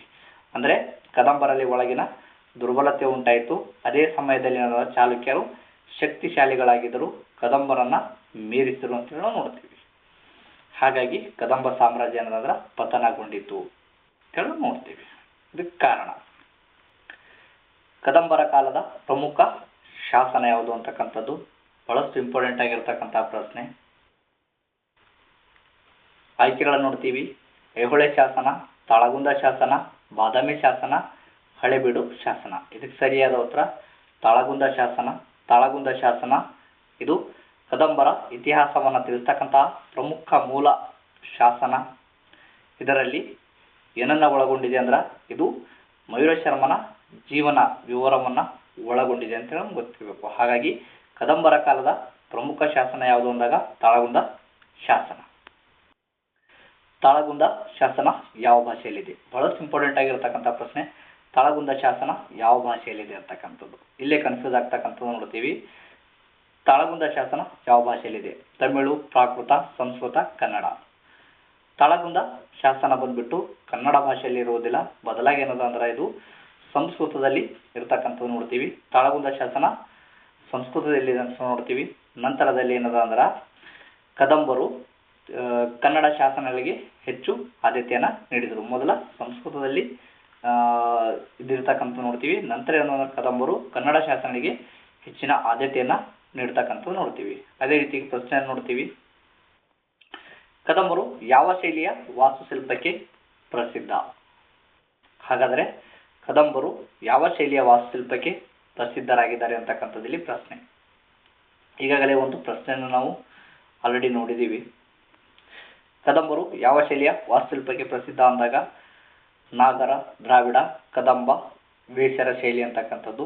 ಇದಕ್ಕೆ ಸರಿಯಾದ ಉತ್ತರ ಕದಂಬರ ಶೈಲಿ. ಅಂದರೆ ಕದಂಬರ ಶೈಲಿ ಅಂದರೆ ಹಂತ ಹಂತವಾಗಿ ಇರುವ ಶಿಖರದಿಂದ ಗುರುತಿಸಲಾಗುತ್ತದೆ ಅಂತ ಹೇಳಿ ನಾವು ನೋಡ್ತೀವಿ. ಇದನ್ನೇ ಏನಂತ ಕರೀತಾರೆ ಅಂದ್ರೆ ಅವರ ವಿಶಿಷ್ಟ ಕೊಡುಗೆ ಅಂದಾಗ ಕದಂಬರ ಒಂದು ಶೈಲಿ ಅಂದಾಗ ಹಂತ ಹಂತವಾಗಿ ಇರುವ ಶಿಖರ. ಹಾಗಾಗಿ ಕದಂಬರ ಯಾವ ಶೈಲಿಯ ವಾಸ್ತುಶಿಲ್ಪಕ್ಕೆ ಪ್ರಸಿದ್ಧ ಅಂದಾಗ ಇದಕ್ಕೆ ಇಲ್ಲಿರ್ತಕ್ಕಂಥ ಆಯ್ಕೆಗಳಲ್ಲಿ ಸರಿಯಾದ ಉತ್ತರ ಕದಂಬ ಶೈಲಿ ಅಂತಕ್ಕಂಥದಕ್ಕೆ ಸರಿಯಾದ ಉತ್ತರ. ಅದೇ ರೀತಿಯಾಗಿ ಕದಂಬರ ಆಳ್ವಿಕೆ ಮುಖ್ಯವಾಗಿ ಯಾವ ಪ್ರದೇಶದಲ್ಲಿ ಇತ್ತು? ಆಯ್ಕೆಗಳನ್ನು ನೋಡ್ತೀವಿ. ಕರಾವಳಿ ಆಂಧ್ರ, ದಕ್ಷಿಣ ಕರ್ನಾಟಕ, ಉತ್ತರ ಕರ್ನಾಟಕ, ತಮಿಳುನಾಡು. ಇದಕ್ಕೆ ಸರಿಯಾದ ಉತ್ತರ ಆಪ್ಷನ್ ನಂಬರ್ 3 ಉತ್ತರ ಕರ್ನಾಟಕ. ಕದಂಬರ ಆಳ್ವಿಕೆ ಮುಖ್ಯವಾಗಿ ಯಾವ ಪ್ರದೇಶದಲ್ಲಿ ಇತ್ತು ಅಂದರೆ ಬಹಳಷ್ಟು ಇಂಪಾರ್ಟೆಂಟ್ ಆಗಿರ್ತಕ್ಕಂಥದ್ದು ಉತ್ತರ ಕರ್ನಾಟಕ. ಅಂದರೆ ಬನವಾಸಿಯನ್ನ ಕೇಂದ್ರವಾಗಿಟ್ಟುಕೊಂಡು ಉತ್ತರ ಕರ್ನಾಟಕದಲ್ಲಿ ಕದಂಬರು ಆಡಳಿತವನ್ನು ನಡೆಸಿದರು ಅಂತೇಳಿ ಗೊತ್ತಿರಬೇಕು. ಇದು ಬಹಳಷ್ಟು ಇಂಪಾರ್ಟೆಂಟ್ ಆಗಿರತಕ್ಕಂಥ ಒಂದು ಪ್ರಶ್ನೆ. ಅದೇ ರೀತಿಯಾಗಿ ಪ್ರಶ್ನೆ ನೋಡ್ತೀವಿ. ಕದಂಬರ ಪ್ರಮುಖ ಆಡಳಿತ ಘಟಕ ಯಾವುದು? ಕದಂಬರ ಪ್ರಮುಖ ಆಡಳಿತ ಘಟಕ ಯಾವುದು ಅಂತಕ್ಕಂಥದ್ದು ಪ್ರಶ್ನೆ. ಆಯ್ಕೆಗಳನ್ನು ನೋಡ್ತೀವಿ. ಗ್ರಾಮ, ಮಂಡಲ, ರಾಷ್ಟ್ರ, ಜನಪದ. ಬಹಳಷ್ಟು ಇಂಪಾರ್ಟೆಂಟ್ ಆಗಿರತಕ್ಕಂಥ ಪ್ರಶ್ನೆ. ಏಕೆಂದರೆ ಕದಂಬರ ಪ್ರಮುಖ ಆಡಳಿತ ಘಟಕ ಯಾವುದು ಅಂದಾಗ ರಾಷ್ಟ್ರ. ಹಾಗಾದ್ರೆ ಕದಂಬರು ಆಡಳಿತದಲ್ಲಿ ರಾಷ್ಟ್ರ ಎಂಬ ಘಟಕ ಪ್ರಮುಖವಾಗಿತ್ತು ಅಂತ ಹೇಳಿ ನೋಡ್ತೀವಿ. ಇದರ ಕೆಳಗೆ ಬರ್ತಕ್ಕಂಥದ್ದು ಯಾವ ಅಂದ್ರೆ ವಿಷಯಗಳು ಮತ್ತು ಗ್ರಾಮಗಳು ಇದ್ದಾವೆ ಅಂತ ಹೇಳಿ ನೋಡ್ತೀವಿ. ಹಾಗಾಗಿ ಬಹಳಷ್ಟು ಇಂಪಾರ್ಟೆಂಟ್ ಆಗಿರತಕ್ಕಂಥ ಪ್ರಶ್ನೆ. ಕದಂಬರ ಪ್ರಮುಖ ಆಡಳಿತ ಘಟಕ ಯಾವುದು ಅಂದಾಗ ರಾಷ್ಟ್ರ. ಇದರ ಮೇಲೆಯೂ ಪ್ರಶ್ನೆನ ಕೇಳ್ತಾ ಬರ್ತಕ್ಕಂಥ ನೋಡ್ತೀವಿ. ಹಾಗಾಗಿ ಇದು ಬಹಳಷ್ಟು ಇಂಪಾರ್ಟೆಂಟ್ ಆಗಿರತಕ್ಕಂಥ ಪ್ರಶ್ನೆ. ಅದೇ ರೀತಿಯಾಗಿ ನೆಕ್ಸ್ಟ್ ಪ್ರಶ್ನೆಯನ್ನು ನೋಡೋಣ. ಕದಂಬರ ಕಾಲದಲ್ಲಿ ಗ್ರಾಮಾಡಳಿತವನ್ನ ಯಾರು ನೋಡಿಕೊಳ್ಳುತ್ತಿದ್ದರು? ಹಾಗಾದ್ರೆ ಈಗಾಗಲೇ ನಾವು ನೋಡ್ತೀವಿ ಪ್ರಶ್ನೆ. ಹಾಗಾದ್ರೆ ಇವಾಗ ಕದಂಬರ ಕಾಲದಲ್ಲಿ ಗ್ರಾಮಾಡಳಿತವನ್ನ ಯಾರು ನೋಡಿಕೊಳ್ಳುತ್ತಿದ್ದರು? ರಾಜ, ಸೇನಾಪತಿ, ಗ್ರಾಮಸಭೆ, ಪುರೋಹಿತ. ಹಾಗಾದ್ರೆ ಕದಂಬರ ಕಾಲದಲ್ಲಿ ಗ್ರಾಮಾಡಳಿತವನ್ನ ಯಾರು ನೋಡಿಕೊಳ್ಳುತ್ತಿದ್ದರು ಅಂತಕ್ಕಂಥದ್ದು ಇದಕ್ಕೆ ಸರಿಯಾದ ಉತ್ತರ ಗ್ರಾಮಸಭೆ ಅಂದಾಗ ಗ್ರಾಮ ಮಟ್ಟದಲ್ಲಿ ಗ್ರಾಮಸಭೆಗಳು ಆಡಳಿತವನ್ನು ನೋಡಿಕೊಳ್ಳುತ್ತಿದ್ದವು. ಇದನ್ನೇನಂತ ಕರೀತಾರೆ ಅಂದ್ರೆ ಸ್ಥಳೀಯ ಸ್ವಶಾಸನಕ್ಕೆ ಇದು ಉದಾಹರಣೆನ ಆಗ್ತಕ್ಕಂಥದ್ದು ನೋಡ್ತೀವಿ. ಗ್ರಾಮ ಸಭೆ. ಅದೇ ರೀತಿಯಾಗಿ ಕದಂಬರು ಯಾವ ವರ್ಗಕ್ಕೆ ಹೆಚ್ಚು ಪ್ರೋತ್ಸಾಹವನ್ನು ನೀಡಿದರು ಅಂತಕ್ಕಂಥದ್ದು ಪ್ರಶ್ನೆ. ಬಹಳಷ್ಟು ಇಂಪಾರ್ಟೆಂಟ್ ಆಗಿರ್ತಕ್ಕಂಥ ಪ್ರಶ್ನೆ. ಆಯ್ಕೆಗಳನ್ನು ನೋಡ್ತೀವಿ. ವ್ಯಾಪಾರಿಗಳು, ಯೋಧರು, ಬ್ರಾಹ್ಮಣರು, ಶಿಲ್ಪಿಗಳು. ಕದಂಬರು ಯಾವ ವರ್ಗಕ್ಕೆ ಹೆಚ್ಚು ಪ್ರೋತ್ಸಾಹವನ್ನು ನೀಡಿದರು ಅಂದರೆ ಬ್ರಾಹ್ಮಣ ವರ್ಗಕ್ಕೆ ಅವರು ಹೆಚ್ಚು ಪ್ರೋತ್ಸಾಹವನ್ನು ನೀಡಿದರು ಅಂತ ಹೇಳಿ ನೋಡ್ತೀವಿ. ಕಾರಣ ಇಷ್ಟೇ, ಬ್ರಾಹ್ಮಣರಿಗೆ ಭೂದಾನವನ್ನು ನೀಡಲಾಗುತ್ತಿತ್ತು. ಇದರಿಂದ ಏನದ ಅಂದ್ರೆ ಶಿಕ್ಷಣ ಮತ್ತು ಧರ್ಮಕ್ಕೆ ಬೆಂಬಲವನ್ನು ದೊರೀತಾ ಇತ್ತು ಅಂತ ಹೇಳಿ ನೋಡ್ತೀವಿ. ಅದೇ ರೀತಿಯಾಗಿ ಕದಂಬರ ಕಾಲದ ಭೂದಾನಗಳನ್ನು ಏನೆಂದು ಕರೆಯಲಾಗುತ್ತಿತ್ತು. ಬಹಳಷ್ಟು ಇಂಪಾರ್ಟೆಂಟ್ ಆಗಿರ್ತಕ್ಕಂಥ ಪ್ರಶ್ನೆ. ಕದಂಬರ ಕಾಲದಲ್ಲಿ ಭೂದಾನಗಳನ್ನು ಏನೆಂದು ಕರೆಯಲಾಗುತ್ತಿತ್ತು ಅಂತಕ್ಕಂಥದ್ದು. ಆಯ್ಕೆಗಳನ್ನು ನೋಡ್ತೀವಿ. ದೇವದಾನ, ಬ್ರಹ್ಮದೇಯ, ಅಗ್ರಹಾರ. ಹಾಗಾದರೆ ಸರಿಯಾದ ಉತ್ತರ ಆಗ್ತಕ್ಕಂಥದ್ದು ಮೇಲಿನ ಎಲ್ಲವೂ. ದೇವದಾನ, ಬ್ರಹ್ಮದೇಯ, ಅಗ್ರಹಾರ, ಮೇಲಿನ ಎಲ್ಲವೂ ಅಂತಕ್ಕಂಥದಕ್ಕೆ ಸರಿಯಾದ ಉತ್ತರ. ಕದಂಬರ ದೇವಾಲಯಗಳನ್ನು ಮತ್ತು ಬ್ರಾಹ್ಮಣರಿಗೆ ಏನಂದ್ರೆ ಭೂದಾನವನ್ನು ನೀಡ್ತಾ ಇದ್ರು. ಇದಕ್ಕೇನ ಅಂತೇಳಿ ಕರಿತಾ ಇದ್ರು ಅಂದರೆ ದೇವದಾನ, ಬ್ರಹ್ಮದೇಯ, ಅಗ್ರಹಾರ ಅಂತೇಳಿ ಕರಿತಾ ಇದ್ರು. ಹಾಗಾಗಿ ಕದಂಬರ ಕಾಲದ ಭೂದಾನಗಳನ್ನು ಏನಂತ ಕರೆಯುತ್ತಿದ್ದರು ಅಂದ್ರೆ ದೇವದಾನ, ಬ್ರಹ್ಮದೇಯ, ಅಗ್ರಹಾರ ಅಂತೇಳಿ ನಮ್ಗೆ ಗೊತ್ತಿರಬೇಕು. ಇಂಪಾರ್ಟೆಂಟ್ ಆಗಿರತಕ್ಕಂಥ ಪ್ರಶ್ನೆ. ಕದಂಬರು ಯಾವ ಪ್ರಾಣಿಯನ್ನು ಸೇನೆಯಲ್ಲಿ ಬಳಸಿದರು ಅಂತಕ್ಕಂಥದ್ದು. ಈಗಾಗಲೇ ನಾವು ಉತ್ತರದಲ್ಲಿ ನೋಡಿದ್ದೇವೆ, ಹಾಗಾಗಿ ನಮ್ಗೆ ಗೊತ್ತಿರಬೇಕು. ಒಂಟೆ, ಕುದುರೆ, ಎಮ್ಮೆ, ಹಸು ಅಂದಾಗ ಇದಕ್ಕೆ ಸರಿಯಾದ ಉತ್ತರ ಕುದುರೆ. ಕುದುರೆ ಏನಂದ್ರೆ ವೇಗವಾಗಿ ಯುದ್ಧವನ್ನು ಮಾಡಲು ಉಪಯುಕ್ತವಾಗಿರ್ತಕ್ಕಂಥದ್ದು ನೋಡ್ತೀವಿ. ಹಾಗಾಗಿ ಕುದುರೆಯನ್ನು ಬಳಸ್ತಕ್ಕಂಥದ್ದು ನೋಡ್ತೀವಿ. ಅದೇ ರೀತಿಯಾಗಿ ಕದಂಬರು ಕುದುರೆಗಳನ್ನು ವೇಗದ ಯುದ್ಧಕ್ಕೆ ಉಪಯುಕ್ತವಾಗಿದ್ದವು. ಹಾಗಾಗಿ ಕದಂಬರು ಅವರ ಒಂದು ಸೇನೆಯಲ್ಲಿ ಕುದುರೆಯನ್ನು ಬಳಸಿದರು ಅಂತೇಳಿ ನಮ್ಗೆ ಗೊತ್ತಿರಬೇಕು. ಅದೇ ರೀತಿಯಾಗಿ ಕದಂಬರ ಆರ್ಥಿಕ ವ್ಯವಸ್ಥೆಯ ಆಧಾರ ಯಾವುದು. ಬಹಳಷ್ಟು ಇಂಪಾರ್ಟೆಂಟ್ ಆಗಿರತಕ್ಕಂಥದ್ದು. ಕದಂಬರ ಆರ್ಥಿಕ ವ್ಯವಸ್ಥೆಯ ಆಧಾರ ಯಾವುದು ಅಂತಕ್ಕಂಥದ್ದು ಕೈಗಾರಿಕೆ, ಕೃಷಿ, ನೌಕಾ ವ್ಯಾಪಾರ ಮತ್ತು ಗಣಿಗಾರಿಕೆ ಅಂತಕ್ಕಂಥದ್ದು. ಬಹಳಷ್ಟು ಇಂಪಾರ್ಟೆಂಟ್ ಆಗಿರತಕ್ಕಂಥದ್ದು. ಕದಂಬರ ಆರ್ಥಿಕ ವ್ಯವಸ್ಥೆಯ ಆಧಾರ ಯಾವುದು ಅಂದಾಗ ಕೃಷಿ ಅವರ ಒಂದು ಆರ್ಥಿಕ ವ್ಯವಸ್ಥೆಯ ಆಧಾರವಾಗಿತ್ತು ಅಂತ ಹೇಳಿ ನಮ್ಗೆ ಗೊತ್ತಿರಬೇಕು. ಅದೇ ರೀತಿಯಾಗಿ ಬಹಳಷ್ಟು ಇಂಪಾರ್ಟೆಂಟ್ ಆಗಿರತಕ್ಕಂಥದ್ದು ಕೃಷಿಯ ಕದಂಬರ ಆರ್ಥಿಕತೆಯ ಮೂಲ. ಅದೇ ರೀತಿಯಾಗಿ ಭೂಮಿ ತೇರಿಯಿಂದಲೂ ಕೂಡ ಇವರ ಆದಾಯ ಬರ್ತಿತ್ತು ಅಂತ ಹೇಳಿ ನಮ್ಗೆ ಗೊತ್ತಿರಬೇಕು. ಇದು ಕೂಡ ನಮ್ಮ ಪ್ರಶ್ನೆಗಳಲ್ಲಿ ಕೇಳ್ತಾ ಬರ್ತಕ್ಕಂಥ ನೋಡ್ತೀವಿ. ಹಾಗಾಗಿ ನಮ್ಗೆ ಗೊತ್ತಿರಬೇಕು. ಅದೇ ರೀತಿಯಾಗಿ ಕದಂಬರ ಕಾಲದ ಮುಖ್ಯ ಬೆಳೆ ಯಾವುದು. ಕದಂಬರ ಕಾಲದ ಮುಖ್ಯ ಬೆಳೆ ಯಾವುದು ಅಂತಕ್ಕಂಥ ಪ್ರಶ್ನೆ. ಆಯ್ಕೆಗಳನ್ನು ನೋಡ್ತೀವಿ. ಹತ್ತಿ, ಗೋಧಿ, ಅಕ್ಕಿ, ಕಬ್ಬು. ಇದಕ್ಕೆ ಸರಿಯಾದ ಉತ್ತರ ಅಕ್ಕಿ. ಕದಂಬರ ಕಾಲದ ಮುಖ್ಯ ಬೆಳೆ ಯಾವುದು ಅಂದಾಗ ಅಕ್ಕಿ. ಕದಂಬರ ಕಾಲದಲ್ಲಿ ಅಕ್ಕಿ ಪ್ರಮುಖ ಆಹಾರ ಬೆಳೆಯಾಗಿತ್ತು. ಅದೇ ರೀತಿಯಾಗಿ ನದಿಗಳು ಏನದಂದ್ರೆ ಕದಂಬರ ಕಾಲದಲ್ಲಿ ನದಿಗಳು ಕೃಷಿಗೆ ನೆರವಾಗುತ್ತಿದ್ದವು ಅಂತೇಳಿ ನಮ್ಗೆ ಗೊತ್ತಿರಬೇಕು. ಇದು ಕೂಡ ಏನಂದ್ರೆ ಬಹಳಷ್ಟು ಇಂಪಾರ್ಟೆಂಟ್ ಆಗಿರ್ತಕ್ಕಂಥದ್ದು.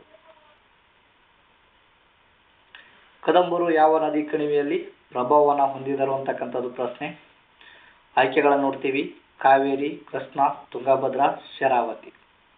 ಇದಕ್ಕೆ ಸರಿಯಾದ ಉತ್ತರ ಶರಾವತಿ. ಶರಾವತಿಯ ನದಿಯ ಮೇಲೆ ಕದಂಬರು ಪ್ರಭಾವವನ್ನು ಹೊಂದಿದರು ಅಂತೇಳಿ ನೋಡ್ತೀವಿ. ಹಾಗಾದ್ರೆ ಬನವಾಸಿ ಶರಾವತಿ ನದಿಯ ಸಮೀಪದಲ್ಲಿದೆ ಅಂತೇಳಿ ನಾವು ನೋಡ್ತೀವಿ. ಹಾಗಾಗಿ ಕದಂಬರು ಯಾವ ಕಣಿವೆ ಮೇಲೆ ಪ್ರಭಾವವನ್ನು ಹೊಂದಿದರು ಅಂದ್ರೆ ಶರಾವತಿ ನದಿಯ ಮೇಲೆ. ಈ ಒಂದು ನದಿಯಿಂದ ಕದಂಬರಿಗೆ ಏನಂದ್ರೆ ಇದು ಈ ಒಂದು ನದಿ ಜೀವನಾಡಿ ಆಗ್ತಕ್ಕಂಥ ನೋಡ್ತೀವಿ. ಅಂದರೆ ಕದಂಬರಿಗೆ ಕೃಷಿಗೆ ನೆರವಾಯಿತು ಅಂತೇಳಿ ನಾವು ನೋಡ್ತೀವಿ. ಅದೇ ರೀತಿಯಾಗಿ ಕದಂಬರ ಕಾಲದಲ್ಲಿ ಶಿಕ್ಷಣ ಕೇಂದ್ರಗಳು ಎಲ್ಲಿದ್ದವು. ಬಹಳಷ್ಟು ಇಂಪಾರ್ಟೆಂಟ್ ಆಗಿರತಕ್ಕಂಥ ಪ್ರಶ್ನೆ. ಕದಂಬರ ಕಾಲದಲ್ಲಿ ಶಿಕ್ಷಣ ಕೇಂದ್ರಗಳು ಎಲ್ಲಿದ್ದವು ಅಂತಕ್ಕಂಥದ್ದು ಪ್ರಶ್ನೆ. ಅರಮನೆಗಳಲ್ಲಿ, ದೇವಾಲಯಗಳಲ್ಲಿ, ಕಾಡಿನಲ್ಲಿ, ವ್ಯಾಪಾರ ಕೇಂದ್ರಗಳಲ್ಲಿ. ಹಾಗಾದರೆ ಸರಿಯಾದ ಉತ್ತರ ಆಯ್ಕೆ ನಂಬರ್ 2ನೇದು, ಆಪ್ಷನ್ ನಂಬರ್ ಬಿ ಅಂದರೆ ಸರಿಯಾದ ಉತ್ತರ. ದೇವಾಲಯಗಳಲ್ಲಿ. ದೇವಾಲಯಗಳು ಏನಂತಂದ್ರೆ ಕದಂಬರ ಕಾಲದಲ್ಲಿ ಶಿಕ್ಷಣ ಕೇಂದ್ರಗಳಾಗಿದ್ದವು ಅಂತೇಳಿ ನಾವು ನೋಡ್ತೀವಿ. ಅದೇ ರೀತಿಯಾಗಿ ಬಹಳಷ್ಟು ಇಂಪಾರ್ಟೆಂಟ್ ಆಗಿರತಕ್ಕಂಥದ್ದು ಇಲ್ಲಿ ಅಂದರೆ ಶಿಕ್ಷಣ ಕೇಂದ್ರದಲ್ಲಿ ಇಲ್ಲಿ ವೇದ ಅಧ್ಯಯನ ನಡೆಯುತ್ತಿತ್ತು ಅಂತೇಳಿ ನಾವು ನೋಡ್ತೀವಿ. ಹಾಗಾದ್ರೆ ಕದಂಬರ ಕಾಲದಲ್ಲಿ ಶಿಕ್ಷಣದಲ್ಲಿ ಯಾವ ಒಂದು ಅಧ್ಯಯನವನ್ನು ಮಾಡುತ್ತಿದ್ದರು ಅಂದರೆ ಬಹಳಷ್ಟು ಇಂಪಾರ್ಟೆಂಟ್ ಆಗಿರತಕ್ಕಂಥ ಪ್ರಶ್ನೆ. ವೇದವನ್ನು ಅಧ್ಯಯನ ಮಾಡುತ್ತಿದ್ದರು ಅಂತೇಳಿ ನಮ್ಗೆ ಗೊತ್ತಿರಬೇಕು. ಕದಂಬರು ಯಾವ ಲಿಪಿಯನ್ನು ಬಳಸಿದ್ದರು? ಕದಂಬರು ಯಾವ ಲಿಪಿಯನ್ನು ಬಳಸಿದರು ಅಂತಕ್ಕಂಥ ಪ್ರಶ್ನೆ. ಬ್ರಾಹ್ಮಿ, ಖರಶ್ಮಿ, ಕದಂಬ ಕನ್ನಡ ಲಿಪಿ, ದೇವನಾಗರಿ ಲಿಪಿ ಅಂತಕ್ಕಂಥದ್ದು. ಹಾಗಾದರೆ ಸರಿಯಾದ ಉತ್ತರ ಆಗ್ತಕ್ಕಂಥದ್ದು ಕದಂಬ ಕನ್ನಡದ ಲಿಪಿ. ಇವರದೇ ಆದ ವಿಶೇಷ ಲಿಪಿಯನ್ನು ಇರ್ತಕ್ಕಂಥದ್ದು ನೋಡ್ತೀವಿ. ಕನ್ನಡ ಲಿಪಿ, ಕದಂಬ ಕನ್ನಡ ಲಿಪಿ, ಇದಕ್ಕೆ ಸರಿಯಾದ ಉತ್ತರ. ಹಾಗಾದ್ರೆ ಕದಂಬರ ಕಾಲದಲ್ಲಿ ಕನ್ನಡ ಲಿಪಿಯ ಪ್ರಾಚೀನ ರೂಪ ಬಳಕೆ ಇತ್ತು ಅಂತ ಹೇಳಿ ನೋಡ್ತೀವಿ. ಇದನ್ನ ಏನಂತೇಳಿ ಕರೀತಾರಂದ್ರೆ ಕನ್ನಡ ಅಥವಾ ಕದಂಬ ಲಿಪಿ ಅಂತೇಳಿ ಕರಿತಕ್ಕಂಥದ್ದು ನೋಡ್ತೀವಿ. ಹಾಗಾದ್ರೆ ಕದಂಬರ ಯಾವ ಲಿಪಿಯನ್ನ ಬಳಸಿದ್ರು ಅಂದ್ರೆ ಕದಂಬ ಕನ್ನಡ ಲಿಪಿ. ಅದೇ ರೀತಿಯಾಗಿ ಬಹಳಷ್ಟು ಇಂಪಾರ್ಟೆಂಟ್ ಆಗಿರ್ತಕ್ಕಂಥ ಪ್ರಶ್ನೆ, ಕದಂಬರ ಕಾಲದಲ್ಲಿ ಸಮಾಜ ಹೇಗಿತ್ತು? ಸಮಾನತೆಯ ಸಮಾಜವಾಗಿತ್ತೋ, ವರ್ಣ ವ್ಯವಸ್ಥೆಯಿಂದ ಕೂಡಿತ್ತೋ, ಗುಲಾಮ ವ್ಯವಸ್ಥೆಯಿಂದ ಕೂಡಿತ್ತೋ, ಅಥವಾ ಜಾತಿಯೇ ಇಲ್ಲದ ವ್ಯವಸ್ಥೆಯಾಗಿತ್ತು ಅಂತಕ್ಕಂಥದ್ದು ಇಲ್ಲಿ ಪ್ರಶ್ನೆ. ಹಾಗಾದರೆ ಸರಿಯಾದ ಉತ್ತರ ಆಗ್ತಕ್ಕಂಥದ್ದು ವರ್ಣ ವ್ಯವಸ್ಥೆಯಿಂದ ಕೂಡಿತ್ತು ಅಂತ ಹೇಳಿ ನೋಡ್ತೀವಿ. ಅಂದ್ರೆ ಕದಂಬರ ಕಾಲದಲ್ಲಿ ವರ್ಣ ವ್ಯವಸ್ಥೆ ಪ್ರಚಾರದಲ್ಲಿತ್ತು. ಆ ಒಂದು ಸಮಯದಲ್ಲಿ ಯಾರಿಗೆ ಹೆಚ್ಚಿನ ಗೌರವನ ಇತ್ತು ಅಂತ ಹೇಳಿ ನೋಡೋದಾದ್ರೆ ಬ್ರಾಹ್ಮಣರಿಗೆ. ಅದೇ ರೀತಿಯಾಗಿ ಕದಂಬರ ಕಾಲದಲ್ಲಿ ಮಹಿಳೆಯರ ಸ್ಥಿತಿ ಗತಿ ಹೇಗಿತ್ತು ಅಂತ ಹೇಳಿ ಕೂಡ ಪ್ರಶ್ನೆಗಳನ್ನ ಕೇಳ್ತಕ್ಕಂಥ ಸಾಧ್ಯತೆ ಇರತಕ್ಕಂಥದ್ದು ನೋಡ್ತೀವಿ. ಹಾಗಾಗಿ ಪ್ರಶ್ನೆಗಳನ್ನು ನೋಡ್ತೀವಿ. ಕದಂಬರ ಕಾಲದಲ್ಲಿ ಮಹಿಳೆಯರ ಸ್ಥಿತಿಗತಿ ಹೇಗಿತ್ತು ಅಂತ ಹೇಳಿ ನೋಡೋದಾದ್ರೆ ಸಂಪೂರ್ಣ ಸ್ವಾತಂತ್ರ್ಯ, ಯಾವುದೇ ಹಕ್ಕಿಲ್ಲ, ಗೌರವಯುತವಾದರೆ ಸೀಮಿತ ಅಂತ ಹೇಳಿ ನೋಡ್ತೀವಿ, ಯುದ್ಧದಲ್ಲಿ ಭಾಗ ಅಂತ ಹೇಳಿ ನೋಡ್ತೀವಿ. ಹಾಗಾದ್ರೆ ಸರಿಯಾದ ಉತ್ತರ ಆಗ್ತಕ್ಕಂಥದ್ದು ಗೌರವಯುತ ಆದರೆ ಸೀಮಿತ ಅಂತ ಹೇಳಿ ನೋಡ್ತೀವಿ. ಅಂದ್ರೆ ಕದಂಬರ ಕಾಲದಲ್ಲಿ ಮಹಿಳೆಯರಿಗೆ ಗೌರವ ಇದ್ದರೂ ಕೂಡ ಸಾಮಾಜಿಕ ಇತಿಮಿತಿಗಳು ಇದ್ದವು ಅಂತ ಹೇಳಿ ನೋಡ್ತೀವಿ. ಆದರೆ ರಾಜಕೀಯ ಹಕ್ಕುಗಳು ಏನಂದ್ರೆ ಕಡಿಮೆ ಇದ್ದವು ಅಂತ ಹೇಳಿ ನೋಡ್ತೀವಿ. ಅದೇ ರೀತಿಯಾಗಿ ನೆಕ್ಸ್ಟ್ ಪ್ರಶ್ನೆಯನ್ನು ನೋಡೋದಾದ್ರೆ ಕದಂಬರು ಯಾವ ಕಲೆಗೆ ಹೆಚ್ಚು ಪ್ರೋತ್ಸಾಹವನ್ನ ನೀಡಿದರು ಅಂತಕ್ಕಂಥದ್ದು ಇಲ್ಲಿ ಪ್ರಶ್ನೆ. ಚಿತ್ರಕಲೆ, ಶಿಲ್ಪಕಲೆ, ನೃತ್ಯ ಕಲೆ, ಸಂಗೀತ ಕಲೆ. ಇದಕ್ಕೆ ಸರಿಯಾದ ಉತ್ತರ ಆಗ್ತಕ್ಕಂಥದ್ದು ಕದಂಬರು ಯಾವ ಕಲೆಗೆ ಹೆಚ್ಚು ಪ್ರೋತ್ಸಾಹವನ್ನ ನೀಡಿದರು ಅಂದ್ರೆ ಶಿಲ್ಪಕಲೆಗೆ. ಹಾಗಾದ್ರೆ ಕದಂಬರು ದೇವಾಲಯಗಳ ನಿರ್ಮಾಣದ ಮೂಲಕ ಶಿಲ್ಪಕಲೆಗೆ ಹೆಚ್ಚು ಉತ್ತೇಜನವನ್ನು ನೀಡತಕ್ಕಂಥದ್ದು ನೋಡ್ತೀವಿ. ಅಂದ್ರೆ ಇವರದೇ ಆದ ವಿಶೇಷ ವಾಸ್ತುಶಿಲ್ಪವನ್ನು ನೋಡ್ತೀವಿ. ಅಂದ್ರೆ ಕದಂಬ ಶಿಖರ ಇದಕ್ಕೆ ಉದಾಹರಣೆಯನ್ನು ಆಗ್ತಕ್ಕಂಥದ್ದು ನೋಡ್ತೀವಿ. ಹಾಗಾಗಿ ನಮ್ಗೆ ಗೊತ್ತಿರಬೇಕು ಕದಂಬರು ಯಾವ ಕಲೆಗೆ ಹೆಚ್ಚು ಪ್ರೋತ್ಸಾಹವನ್ನು ನೀಡಿದ್ರು ಅಂದ್ರೆ ಶಿಲ್ಪಕಲೆಗೆ. ಹಾಗಾಗಿ ಅನೇಕ ದೇವಾಲಯಗಳನ್ನು ಇವರು ನಿರ್ಮಿಸಲು ಪ್ರೋತ್ಸಾಹವನ್ನ ನೀಡತಕ್ಕಂಥದ್ದು ನೋಡ್ತೀವಿ. ಉದಾಹರಣೆಗೆ ಶಿವ ದೇವಾಲಯಗಳಾಗಿರ್ಬೋದು. ಅದೇ ರೀತಿಯಾಗಿ ಕದಂಬರ ಕಾಲದ ದೇವಾಲಯಗಳು ಹೆಚ್ಚಿಗೆ ಯಾರಿತ ಸಮರ್ಪಿತವಾಗಿದ್ದವು ಅಂತಕ್ಕಂಥದ್ದು. ಈಗಾಗಲೇ ನಾನು ಹೇಳಿದೆ ಕದಂಬರ ಕಾಲದಲ್ಲಿ ಇದ್ದ ದೇವಾಲಯಗಳು ಹೆಚ್ಚಾಗಿ ಯಾರಿಗೆ ಸಮರ್ಪಿತವಾಗಿದ್ದವು ಅಂದ್ರೆ ಬ್ರಹ್ಮ, ವಿಷ್ಣು, ಶಿವ, ಸೂರ್ಯ. ಹಾಗಾದ್ರೆ ಸರಿಯಾದ ಉತ್ತರ ಆಗ್ತಕ್ಕಂಥದ್ದು ಶಿವ ದೇವರಿಗೆ. ಅಂದ್ರೆ ಕದಂಬರ ಕಾಲದಲ್ಲಿ ಶಿವರ ಆರಾಧನೆ ಹೆಚ್ಚಾಗಿತ್ತು ಅಂತ ಹೇಳಿ ನೋಡ್ತೀವಿ. ಅದೇ ರೀತಿಯಾಗಿ ಬಹಳಷ್ಟು ಇಂಪಾರ್ಟೆಂಟ್ ಆಗಿರ್ತಕ್ಕಂಥದ್ದು ಶಿವನಿಗೆ ಸಮರ್ಪಿತವಾದ ದೇವಾಲಯ ಯಾವುದು ಅಂತ ಹೇಳಿ ಕೂಡ ಪ್ರಶ್ನೆಗಳನ್ನ ಕೇಳ್ತಕ್ಕಂಥ ಸಾಧ್ಯತೆ ಇರ್ತಕ್ಕಂಥದ್ದು. ಹಾಗಾಗಿ ನಮ್ಗೆ ಗೊತ್ತಿರಬೇಕು ಮಧುಕೇಶ್ವರ ದೇವಾಲಯ ಇದು ಶಿವನಿಗೆ ಸಮರ್ಪಿತವಾಗಿರ್ತಕ್ಕಂಥದ್ದು ಒಂದು ಕದಂಬರ ಕಾಲದಲ್ಲಿ ನಾವು ನೋಡ್ತೀವಿ. ಅದೇ ರೀತಿಯಾಗಿ ಕದಂಬರು ಯಾವ ನಾಣ್ಯಗಳನ್ನ ಬಳಕೆಯನ್ನ ಮಾಡಿದರು ಅಥವಾ ಯಾವ ನಾಣ್ಯವನ್ನ ಇವರು ಬಳಸ್ತಾ ಇದ್ರು ಅಂತಕ್ಕಂಥದ್ದಲ್ಲಿ ಪ್ರಶ್ನೆ. ಚಿನ್ನ ಮಾತ್ರ, ಬೆಳ್ಳಿ ಮಾತ್ರ, ತಾಮ್ರ ಮತ್ತು ಚಿನ್ನ, ಕಾಗದ ನಾಣ್ಯ. ಹಾಗಾದ್ರೆ ಕದಂಬರ ಕಾಲದಲ್ಲಿ ನಾಣ್ಯ ವ್ಯವಸ್ಥೆ ಬಗ್ಗೆ ನಾಣ್ಯಗಳ ಬಗ್ಗೆ ನೋಡೋದಾದ್ರೆ ಕದಂಬರು ಯಾವ ನಾಣ್ಯಗಳನ್ನ ಬಳಸ್ತಾ ಇದ್ರು ಅಂದ್ರೆ ತಾಮ್ರ ಮತ್ತು ಚಿನ್ನದ ನಾಣ್ಯವನ್ನ ಬಳಸ್ತಾ ಇದ್ರು. ಹಾಗಾಗಿ ಇದಕ್ಕೆ ಸರಿಯಾದ ಉತ್ತರ ಆಗ್ತಕ್ಕಂಥದ್ದು ಆಯ್ಕೆ ನಂಬರ್ 3ನೇದು. ಅಂದ್ರ ಕದಂಬರು ವಾಣಿಜ್ಯ ಮತ್ತು ತೆರಿಗೆಗಳಾಗಿ ಲೋಹದ ನಾಣ್ಯಗಳನ್ನ ಬಳಸ್ತಾ ಇದ್ರು. ಇವರು ಚಿನ್ನದ ನಾಣ್ಯಗಳಿಗೆ ಹೆಚ್ಚಿನ ಮೌಲ್ಯವಿತ್ತು ಅಂತ ಹೇಳಿ ನೋಡ್ತೀವಿ ಇವರ ಒಂದು ಕಾಲದಲ್ಲಿ. ಅದೇ ರೀತಿಯಾಗಿ ನೋಡೋದಾದ್ರೆ ಇನ್ನೊಂದು ಪ್ರಶ್ನೆ, ಕದಂಬರ ಆಡಳಿತದಲ್ಲಿ ತೆರಿಗೆ ಯಾಕೆ ಸಂಗ್ರಹಿಸಲಾಗುತ್ತಿತ್ತು? ಬಹಳಷ್ಟು ಇಂಪಾರ್ಟೆಂಟ್ ಆಗಿರತಕ್ಕಂತಹ ಪ್ರಶ್ನೆ. ಹಾಗಾದ್ರೆ ಕದಂಬರ ಕಾಲದಲ್ಲಿ ಯಾವೊಂದು ಉದ್ದೇಶಕ್ಕಾಗಿ ತೆರಿಗೆಯನ್ನ ಅಥವಾ ಟ್ಯಾಕ್ಸ್ ಅನ್ನ ಸಂಗ್ರಹವನ್ನ ಮಾಡಲಾಗುತ್ತಿತ್ತು ಅಂತಕ್ಕಂಥದ್ದು ಪ್ರಶ್ನೆ. ಯುದ್ಧಕ್ಕಾಗಿ, ಅರಮನೆಗಾಗಿ, ರಾಜ್ಯ ನಿರ್ವಹಣೆಗೆ, ಮೇಲಿನ ಎಲ್ಲವೂ ಅಂತಕ್ಕಂಥದ್ದು. ಇದಕ್ಕೆ ಸರಿಯಾದ ಉತ್ತರ ಆಗ್ತಕ್ಕಂಥದ್ದು ಯುದ್ಧಕ್ಕಾಗಿ, ಅರಮನೆಗಾಗಿ, ರಾಜ್ಯ ನಿರ್ವಹಣೆಗಾಗಿ, ಇವೆಲ್ಲವೂ ಏನಂತಂದ್ರೆ ಮೇಲಿರ್ತಕ್ಕಂಥ ಎಲ್ಲ ಆಪ್ಷನ್ಗಳು ಸರಿ ಆಗ್ತಕ್ಕಂಥದ್ದು ನೋಡ್ತೀವಿ. ಅಂದ್ರೆ ತೆರಿಗೆ ಆಗಿರ್ಬೋದು, ಸೇನೆಗೆ ನಡೆಸ್ತಕ್ಕಂಥದ್ದಾಗಿರ್ಬೋದು, ಆಡಳಿತವನ್ನು ನಡೆಸಲು, ಸಾರ್ವಜನಿಕ ಕಾರ್ಯಗಳಿಗೆ ಉಪಯೋಗವನ್ನು ಮಾಡ್ಕೊಳ್ಳೋಕೆ ಏನದಂದ್ರೆ ತೆರಿಗೆಯನ್ನು ಸಂಗ್ರಹಿಸಲಾಗ್ತಿತ್ತು ಅಂತೇಳಿ ನೋಡ್ತೀವಿ. ಯಾರ ಒಂದು ಆಡಳಿತದಲ್ಲಿ ಅಂದ್ರೆ ಕದಂಬರ ಆಡಳಿತದಲ್ಲಿ. ಅದೇ ರೀತಿಯಾಗಿ ಪ್ರಶ್ನೆ ನೋಡ್ತೀವಿ, ಕದಂಬರ ಕಾಲದ ವ್ಯಾಪಾರ ಹೀಗಿತ್ತು. ಆಯ್ಕೆಗಳನ್ನು ನೋಡ್ತೀವಿ. ಅಸ್ತಿತ್ವದಲ್ಲಿರಲಿಲ್ಲ ಅಂತ ಹೇಳಿ ನೋಡ್ತೀವಿ. ಸ್ಥಳೀಯ ಮಾತ್ರ, ಸ್ಥಳೀಯ ಮತ್ತು ಅಂತಾರಾಷ್ಟ್ರೀಯ ಅಂತೇಳಿ ನೋಡ್ತೀವಿ. ಹಾಗಾದ್ರೆ ಕದಂಬರ ಕಾಲದ ವ್ಯಾಪಾರ ಹೇಗಿತ್ತು ಅಂದ್ರೆ ಸ್ಥಳೀಯ ಮತ್ತು ಅಂತರ್ರಾಜ್ಯಗಳ ವ್ಯಾಪಾರವನ್ನು ಹೊಂದಿತ್ತು ಅಂತೇಳಿ ನೋಡ್ತೀವಿ. ಹಾಗಾದ್ರೆ ಕದಂಬರು ಸ್ಥಳೀಯ ಹಾಗೂ ಪಕ್ಕದ ರಾಜ್ಯಗಳೊಂದಿಗೆ ವ್ಯಾಪಾರವನ್ನು ನಡೆಸ್ತಿದ್ರು. ಇದಕ್ಕಾಗಿ ಇವರು ರಸ್ತೆ ಮಾರ್ಗಗಳನ್ನು ಮಾಡಿಕೊಂಡಿದ್ರು ಅಂತೇಳಿ ನೋಡ್ತೀವಿ. ಇದು ಕೂಡ ಬಹಳಷ್ಟು ಇಂಪಾರ್ಟೆಂಟ್ ಆಗಿರ್ತಕ್ಕಂಥದ್ದು ನೋಡ್ತೀವಿ. ಕದಂಬರು ಸ್ಥಳೀಯ ಹಾಗೂ ಪಕ್ಕದ ರಾಜ್ಯಗಳೊಂದಿಗೆ ವ್ಯಾಪಾರವನ್ನು ನಡೆಸ್ತಾ ಇದ್ರು ಅಂತೇಳಿ ನೋಡ್ತೀವಿ. ಹಾಗಾಗಿ ಸರಿಯಾದ ಉತ್ತರ ಆಗ್ತಕ್ಕಂಥದ್ದು ಆಪ್ಷನ್ ನಂಬರ್ ಸಿ. ಅದೇ ರೀತಿಯಾಗಿ ಬಹಳಷ್ಟು ಇಂಪಾರ್ಟೆಂಟ್ ಆಗಿರ್ತಕ್ಕಂಥ ಪ್ರಶ್ನೆ, ಕದಂಬರ ಪ್ರಮುಖ ಸಾರಿಗೆ ಮಾರ್ಗ ಯಾವುದು? ಬಹಳಷ್ಟು ಇಂಪಾರ್ಟೆಂಟ್ ಆಗಿರ್ತಕ್ಕಂಥದ್ದು ಪ್ರಶ್ನೆ. ಸಮುದ್ರ ಮಾರ್ಗ, ವಾಯು ಮಾರ್ಗ, ರಸ್ತೆ ಮಾರ್ಗ, ನದಿ ಮಾರ್ಗ. ಈಗಾಗಲೇ ನೋಡಿದೆವು ಕದಂಬರ ಪ್ರಮುಖ ಸಾರಿಗೆ ಮಾರ್ಗ ಯಾವುದು ಅಂದಾಗ ರಸ್ತೆ ಮಾರ್ಗ. ಇವರು ಒಳನಾಡು ವ್ಯಾಪಾರಕ್ಕೆ ರಸ್ತೆ ಮಾರ್ಗ ಮುಖ್ಯವಾಯಿತು ಅಂತೇಳಿ ನೋಡ್ತೀವಿ. ಅಂದ್ರೆ ಇವು ಸೇನಾ ಚಲನೆಗೂ ಇದು ಸಹಾಯಕವನ್ನು ಆಗ್ತಕ್ಕಂಥ ನೋಡ್ತೀವಿ. ವ್ಯಾಪಾರ ಉದ್ದೇಶಕ್ಕೂ ರಸ್ತೆ ಮಾರ್ಗದಿಂದ ಸಹಾಯಕವನ್ನು ಆಗ್ತಕ್ಕಂಥ ನೋಡ್ತೀವಿ. ಹಾಗಾಗಿ ಕದಂಬರ ಪ್ರಮುಖ ಸಾರಿಗೆ ಮಾರ್ಗ ಯಾವುದು ಅಂದಾಗ ರಸ್ತೆ ಮಾರ್ಗ. ಅದೇ ರೀತಿಯಾಗಿ ಪ್ರಶ್ನೆ ನೋಡ್ತೀವಿ, ಕದಂಬರ ಕಾಲದಲ್ಲಿ ದಂಡನೆಯ ಉದ್ದೇಶ ಏನು? ಅಂದ್ರೆ ಕದಂಬರ ಕಾಲದಲ್ಲಿ ಯಾರು ತಪ್ಪು ಮಾಡಿದ್ರೆ ದಂಡನೆಯನ್ನ ವಿಧಿಸ್ತಕ್ಕಂಥ ನೋಡ್ತೀವಿ. ಇದರ ಉದ್ದೇಶ ಏನಾಗಿತ್ತು ಅಂತಕ್ಕಂಥದ್ದು ಆಯ್ಕೆಗಳನ್ನು ನೋಡೋದಾದ್ರೆ ಪ್ರತೀಕಾರ, ಹಣ ಸಂಗ್ರಹಣ, ಶಿಸ್ತನ್ನ ಕಾಪಾಡೋದು, ರಾಜ್ಯನ ಕೊರತೆ. ಹಾಗಾದ್ರೆ ಇದರ ಉದ್ದೇಶ ಏನಾಗಿತ್ತು ಅಂದ್ರೆ ಶಿಸ್ತನ್ನ ಕಾಪಾಡೋದು, ಶಿಸ್ತು ಕಾಪಾಡೋದು ಇದರ ಉದ್ದೇಶವಾಗಿತ್ತು. ಅಂದ್ರೆ ಕದಂಬರ ಕಾಲದಲ್ಲಿ ದಂಡ ವಿಧಿಸ್ತಕ್ಕಂಥ ಉದ್ದೇಶ ಏನಂದ್ರೆ ಶಿಸ್ತನ್ನ ಕಾಪಾಡುವುದು. ಅಂದ್ರೆ ಕದಂಬರ ಕಾಲದಲ್ಲಿ ಕಾನೂನು ಮತ್ತು ಶಿಸ್ತನ್ನ ಕಾಪಾಡಲು ದಂಡನೆಗಳನ್ನು ವಿಧಿಸಲಾಗ್ತಿತ್ತು ಅಂತ ಹೇಳಿ ನೋಡ್ತೀವಿ.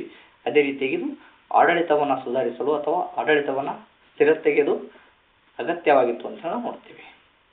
ಯಾವುದು ಅಂದ್ರೆ ದಂಡನೆಯ ವಿಧಿಸ್ತಕ್ಕಂಥ ಒಂದು ಉದ್ದೇಶ. ಅದೇ ರೀತಿ ಕದಂಬರು ಯಾವ ಹುದ್ದೆಯನ್ನ ಗ್ರಾಮ ಮಟ್ಟದಲ್ಲಿ ನೇಮಿಸುತ್ತಿದ್ದರು ಅಂತಕ್ಕಂಥದ್ದು ಪ್ರಶ್ನೆ. ಆಯ್ಕೆಗಳನ್ನು ನೋಡ್ತೀವಿ. ಮಹಾಮಂತ್ರಿ, ಸೇನಾಪತಿ, ಗ್ರಾಮಿಕ, ರಾಜ್ಯಗುರು. ಹಾಗಾಗಿ ಸರಿಯಾದ ಉತ್ತರ ಆಗ್ತಕ್ಕಂಥದ್ದು ಗ್ರಾಮ ಮಟ್ಟದಲ್ಲಿ ಅಂದಾಗ ಗ್ರಾಮಿಕ. ಸರಳವಾಗಿ ನೆನಪಿಟ್ಕೋಬಹುದು. ಗ್ರಾಮಿಕನು ಗ್ರಾಮಾಡಳಿತದ ಮುಖ್ಯಸ್ಥ. ಅದೇ ರೀತಿಯಾಗಿ ಅವರ ಕಾರ್ಯ ಬಂದ್ಬಿಟ್ಟು ತೆರಿಗೆಯನ್ನು ಸಂಗ್ರಹಣೆಯನ್ನು ಮಾಡ್ತಕ್ಕಂಥದ್ದು. ಅದೇ ರೀತಿಯಾಗಿ ಕಾರ್ಯವನ್ನು ನೋಡಿಕೊಳ್ತಕ್ಕಂಥದ್ದು ಅವರ ಒಂದು ಕಾರ್ಯವಾಗಿರ್ತಕ್ಕಂಥದ್ದು. ಯಾರ್ದು ಅಂದಾಗ ಗ್ರಾಮಿಕನ ಕಾರ್ಯ. ಅದೇ ರೀತಿಯಾಗಿ ಬಹಳಷ್ಟು ಇಂಪಾರ್ಟೆಂಟ್ ಆಗಿರ್ತಕ್ಕಂಥದ್ದು ಕದಂಬರ ಕಾಲದಲ್ಲಿ ನ್ಯಾಯ ವ್ಯವಸ್ಥೆ ಹೇಗಿತ್ತು ಅಂತ ಹೇಳಿ ನೋಡೋದಾದ್ರೆ ಕದಂಬರ ಕಾಲದಲ್ಲಿ ನ್ಯಾಯ ವ್ಯವಸ್ಥೆ ಹೇಗಿತ್ತು ಅಂತ ಹೇಳಿ ನೋಡೋದಾದ್ರೆ ಲಿಖಿತ ಕಾನೂನು, ಧರ್ಮಶಾಸ್ತ್ರ ಆಧಾರಿತ, ವಿದೇಶಿ ಕಾನೂನನ್ನು ಬಳಸ್ತಾ ಇದ್ರು ಅಥವಾ ಜನತಂತ್ರವನ್ನು ಬಳಸ್ತಾ ಇದ್ರು ಅಂತೇಳಿ ನೋಡೋದಾದ್ರೆ ಸರಿಯಾದ ಉತ್ತರ ಧರ್ಮಶಾಸ್ತ್ರ ಆಧಾರಿತವಾಗಿತ್ತು ಅಂತ ಹೇಳಿ ನೋಡ್ತೀವಿ. ಅಂದ್ರೆ ಧರ್ಮಶಾಸ್ತ್ರಗಳ ನ್ಯಾಯದ ಆಧಾರವಾಗಿದ್ದವು. ಇಲ್ಲಿ ಯಾರ ತೀರ್ಪು ಅಂತಿಮವಾಗಿತ್ತು ಅಂತ ಹೇಳಿ ನೋಡೋದಾದ್ರೆ ಬಹಳಷ್ಟು ಇಂಪಾರ್ಟೆಂಟ್ ಆಗಿರ್ತಕ್ಕಂಥದ್ದು ಕದಂಬರ ಕಾಲದಲ್ಲಿ ಅಂತಿಮ ತೀರ್ಪು ಯಾರನ್ನು ನೀಡ್ತಾ ಇದ್ರು ಅಂತ ಹೇಳಿ ನೋಡೋದಾದ್ರೆ ರಾಜ್ಯ ಅಂತ ಹೇಳಿ ನಮ್ಗೆ ಗೊತ್ತಿರ್ಬೇಕು. ಅಂದ್ರೆ ರಾಜ್ಯನೇ ಅಂತಿಮ ನ್ಯಾಯಾಧೀಶನಾಗಿದ್ದ ಅಂತೇಳಿ ನೋಡ್ತೀವಿ. ಬಹಳಷ್ಟು ಇಂಪಾರ್ಟೆಂಟ್ ಆಗಿರ್ತಕ್ಕಂಥದ್ದು ಕದಂಬರ ಕಾಲದಲ್ಲಿ ನ್ಯಾಯ ವ್ಯವಸ್ಥೆ ಹೇಗಿತ್ತು ಅಂದ್ರೆ ಧರ್ಮಶಾಸ್ತ್ರ ಆಧಾರಿತವಾಗಿತ್ತು. ಹಾಗಾದ್ರೆ ಯಾರು ಅಂತಿಮ ನ್ಯಾಯಾಧೀಶನಾಗಿದ್ರು ಅಂದ್ರೆ ರಾಜ್ಯನು ಅಂತಿಮ ನ್ಯಾಯಾಧೀಶನಾಗಿದ್ರು ಅಂತ ಹೇಳಿ ನಮ್ಗೆ ಗೊತ್ತಿರಬೇಕು. ಇದ್ರ ಮೇಲೆ ಕೊಂಡ ಪ್ರಶ್ನೆಗಳನ್ನ ಕೇಳ್ತಾ ಬರ್ತಕ್ಕಂಥ ನೋಡ್ತೀವಿ. ಹಾಗಾಗಿ ಇದು ಬಹಳಷ್ಟು ಇಂಪಾರ್ಟೆಂಟ್ ಆಗಿರ್ತಕ್ಕಂಥದ್ದು ನೋಡ್ತೀವಿ. ಅದೇ ರೀತಿಯಾಗಿ ಕದಂಬರು ಯಾವ ಉತ್ಸವಗಳಿಗೆ ಪ್ರೋತ್ಸಾಹವನ್ನ ನೀಡಿದರು ಅಂತಕ್ಕಂಥದ್ದು ಪ್ರಶ್ನೆ. ಕ್ರೀಡೆಗಳಿಗೋ ಅಥವಾ ಧಾರ್ಮಿಕ ಉತ್ಸವವೋ, ರಾಜಕೀಯ ಸಭೆಯೋ, ಯುದ್ಧ ಉತ್ಸವ ಅಂತಕ್ಕಂಥದ್ದು ನೋಡ್ತೀವಿ. ಬಹಳಷ್ಟು ಇಂಪಾರ್ಟೆಂಟ್ ಆಗಿರ್ತಕ್ಕಂಥದ್ದು ಪ್ರಶ್ನೆ ಇದು ಕೂಡ. ಕದಂಬರು ಯಾವ ಉತ್ಸವಗಳಿಗೆ ಪ್ರೋತ್ಸಾಹವನ್ನ ಹೆಚ್ಚಿಗೆ ನೀಡಿದ್ರು ಅಂದ್ರೆ ಇವರು ಧಾರ್ಮಿಕ ಉತ್ಸವಕ್ಕೆ ಹೆಚ್ಚಿನ ಪ್ರೋತ್ಸಾಹವನ್ನು ನೀಡತಕ್ಕಂಥದ್ದು ನೋಡ್ತೀವಿ. ಅಂದ್ರೆ ಏಕೆ ಅಂತ ಹೇಳಿ ನೋಡೋದಾದ್ರೆ ಕಾರಣವನ್ನು ನೋಡೋದಾದ್ರೆ ಧಾರ್ಮಿಕ ಉತ್ಸವಗಳು ಸಮಾಜದಲ್ಲಿ ಏಕತೆ ತರಲು ಸಹಾಯವನ್ನ ಮಾಡ್ತಾ ಇತ್ತು. ಹಾಗಾಗಿ ಇವರು ಧಾರ್ಮಿಕ ಉತ್ಸವಗಳಿಗೆ ಹೆಚ್ಚು ಪ್ರೋತ್ಸಾಹವನ್ನು ನೀಡತಕ್ಕಂಥದ್ದು ನೋಡ್ತೀವಿ.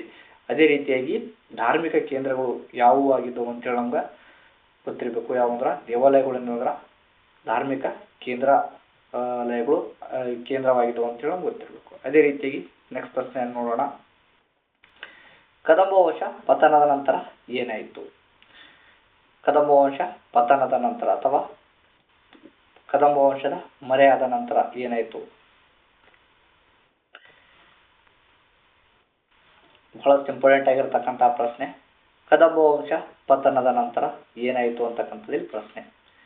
ರಾಜ್ಯ ಸಂಪೂರ್ಣವಾಗಿ ನಾಶವಾಯಿತು, ವಿದೇಶಿ ಆಕ್ರಮಣವಾಯಿತು, ಚಾಲುಕ್ಯರ ಅಧೀನವಾಯಿತು, ಗಣರಾಜ್ಯದ ಸ್ಥಾಪನೆ ಆಯಿತು ಅಂತಕ್ಕಂಥದ್ದು ಪ್ರಶ್ನೆ. ಹಾಗಾದ್ರೆ ಇದಕ್ಕೆ ಸರಿಯಾದ ಉತ್ತರ ಆಗ್ತಕ್ಕಂಥದ್ದು ಕದಂಬ ವಂಶದ ಪತನದ ನಂತರ ಏನಾಗ್ತದೆ ಅಂದ್ರೆ ಚಾಲುಕ್ಯರ ಅಧೀನ ಆಗ್ತಕ್ಕಂಥದ್ದು ನೋಡ್ತೀವಿ. ಹಾಗೆ ಇದಕ್ಕೆ ಸರಿಯಾದ ಉತ್ತರ ಚಾಲುಕ್ಯರ ಅಧೀನ. ಅಂದ್ರೆ ಕದಂಬರ ನಂತರ ಚಾಲುಕ್ಯರನ್ನವರ ಪ್ರಬಲರಾಗ್ತಕ್ಕಂಥದ್ದು ನೋಡ್ತೀವಿ. ಅಂದ್ರೆ ಕದಂಬರ ಪ್ರದೇಶಗಳನ್ನ ಯಾರ ಅಧೀನಕ್ಕೆ ಒಳಪಡ್ತಾವಂದ್ರ ಚಾಲುಕ್ಯರ, ಕದಂಬರ ಎಲ್ಲ ಪ್ರದೇಶಗಳು ಯಾರ ಅಧೀನಕ್ಕೆ ಒಳಪಡ್ತಾವಂದ್ರ ಚಾಲುಕ್ಯರ ಅಧೀನಕ್ಕೆ ಒಳಪಡ್ತಕ್ಕಂಥದ್ದು ನೋಡ್ತೀವಿ. ಅದೇ ರೀತಿಯಾಗಿ ಪ್ರಶ್ನೆಯನ್ನು ನೋಡ್ತೀವಿ. ಕದಂಬರ ಇತಿಹಾಸಕ್ಕೆ ಅಧ್ಯಯನಕ್ಕೆ ಮುಖ್ಯ ಆಧಾರ ಯಾವುದು? ಕದಂಬರ ಇತಿಹಾಸವನ್ನ ಅಧ್ಯಯನ ಮಾಡಬೇಕಾದ್ರೆ ಮುಖ್ಯ ಆಧಾರ ಯಾವುದು ಅಂತಕ್ಕಂಥ ಪ್ರಶ್ನೆ. ಸಾಹಿತ್ಯ, ವಿದೇಶಿ ದಾಖಲೆ, ಶಾಸನಗಳು, ಜನಪದ ಕಥೆಗಳು. ಇದಕ್ಕೆ ಸರಿಯಾದ ಉತ್ತರ ಆಗ್ತಕ್ಕಂಥದ್ದು ಆಪ್ಷನ್ ನಂಬರ್ 3ನೇದು ಶಾಸನಗಳು. ಕದಂಬರ ಇತಿಹಾಸವನ್ನು ತಿಳಿಸ್ತಕ್ಕಂತಹ ಮುಖ್ಯ ಆಧಾರಗಳು ಯಾವುದಂದ್ರೆ ಶಾಸನಗಳು. ಶಾಸನಗಳು ಏನಂದ್ರೆ ಕದಂಬ ಇತಿಹಾಸದ ನಿಖರವಾದ ಮಾಹಿತಿಯನ್ನು ನೀಡ್ತಕ್ಕಂಥದ್ದು ನೋಡ್ತೀವಿ. ಅದೇ ರೀತಿಯಾಗಿ ಕದಂಬರ ಒಂದು ಇತಿಹಾಸವನ್ನು ತಿಳಿಸ್ತಕ್ಕಂಥ ಮುಖ್ಯ ಶಾಸನ ಯಾವುದು ಅಂದ್ರೆ ತಾಳಗುಂದ ಶಾಸನ. ಅದೇ ರೀತಿಯಾಗಿ ನೆಕ್ಸ್ಟ್ ಪ್ರಶ್ನೆಯನ್ನು ನೋಡ್ತೀವಿ. ಕದಂಬ ಸಾಮ್ರಾಜ್ಯದ ಪ್ರಮುಖ ಐತಿಹಾಸಿಕ ಮಹತ್ವವೇನು? ಬಹಳಷ್ಟು ಇಂಪಾರ್ಟೆಂಟ್ ಆಗಿರತಕ್ಕಂತಹ ಪ್ರಶ್ನೆ. ಕದಂಬ ಸಾಮ್ರಾಜ್ಯದ ಪ್ರಮುಖ ಐತಿಹಾಸಿಕ ಮಹತ್ವವೇನು? ದೀರ್ಘ ಆಡಳಿತವನ್ನು ನಡೆಸಿದರು ಅಥವಾ ಸಮುದ್ರ ವ್ಯಾಪಾರವನ್ನ ಮಾಡಿದರು ಅಂತ ಹೇಳಿ, ಕರ್ನಾಟಕದಲ್ಲಿ ಮೊದಲ ಸ್ವತಂತ್ರ ರಾಜ್ಯ ಅಂತ ಹೇಳಿ, ವಿದೇಶಿ ವಿಜಯ ಅಂತ ಹೇಳಿ ನಾವು ನೋಡ್ತೀವಿ. ಅದರ ಇದಕ್ಕೆ ಸರಿಯಾದ ಉತ್ತರ ಆಗ್ತಕ್ಕಂಥದ್ದು ಕರ್ನಾಟಕದಲ್ಲಿ ಮೊದಲ ಸ್ವತಂತ್ರ ರಾಜ್ಯ ಅಂತ ಹೇಳಿ ನಾವು ನೋಡ್ತೀವಿ. ಇದಕ್ಕೆ ಸರಿಯಾದ ಉತ್ತರ ಅಂದ್ರೆ ಕದಂಬರು ಕರ್ನಾಟಕದಲ್ಲಿ ಮೊದಲ ಸ್ವತಂತ್ರ ಸ್ಥಳೀಯ ರಾಜ್ಯವನ್ನ ಸ್ಥಾಪಿಸಿದವರು. ಅದೇ ರೀತಿಯಾಗಿ ಬಹಳಷ್ಟು ಇಂಪಾರ್ಟೆಂಟ್ ಆಗಿರ್ತಕ್ಕಂಥದ್ದು, ಇದರಿಂದ ಕರ್ನಾಟಕ ರಾಜ್ಯಕ್ಕೆ ಇತಿಹಾಸವೇ ಆರಂಭವಾಯಿತು ಅಂತ ಹೇಳಿ ನೋಡ್ತೀವಿ. ಬಹಳಷ್ಟು ಇಂಪಾರ್ಟೆಂಟ್ ಆಗಿರ್ತಕ್ಕಂಥದ್ದು. ಹಾಗಾಗಿ ಕದಂಬ ಸಾಮ್ರಾಜ್ಯದ ಪ್ರಮುಖ ಐತಿಹಾಸಿಕ ಮಹತ್ವವೇನು ಅಂದಾಗ ಕರ್ನಾಟಕದಲ್ಲಿ ಮೊದಲ